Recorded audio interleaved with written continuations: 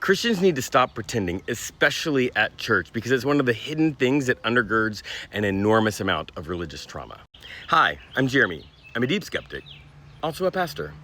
Okay, so here's what happens. You go to church and somebody says, "How are you doing?" And you say, "Great." Or someone says to you, "Too blessed to be stressed," when the reality is nobody's life is great all of the time. Nobody's relationships are great all of the time. But there is this idea of a perfect Christian life. And in a lot of churches, that is what is sort of expected. That's the norm that people communicate about themselves. Almost like how Instagram is just everybody's highlight reel, and it's not helpful. It's not helpful because when people have normally complicated lives, it feels like it's an anomaly. It feels like they are somehow spiritually deficient because all of these other people are being so blessed by God that their lives are not hard and complicated like this. But they are. Their kids are rebelling. Their spouse is unhinged or manipulative. Their relationship with their parents is awful. But we don't get that because how are you doing? Great. How are you? Great.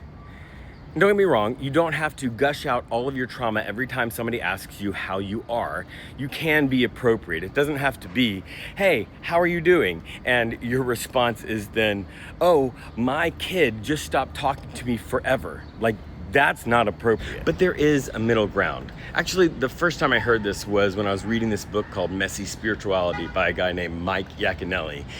And what he says is that we need to stop pretending. We need to start unpretending is what he says.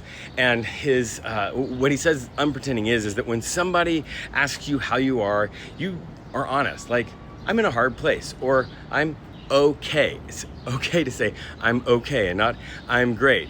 Because he said when we do that, we burst the bubble of the perfect Christian life, and then we can help each other deal with the brokenness of life.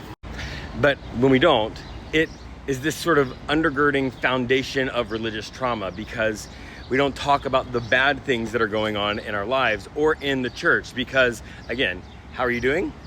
Great. Not, how are you doing? I felt the pastor manipulated me out of a bunch of money because he told me the lie that tithing is in the Bible. Okay, the word tithe is, but it's not 10%. That's a whole other video.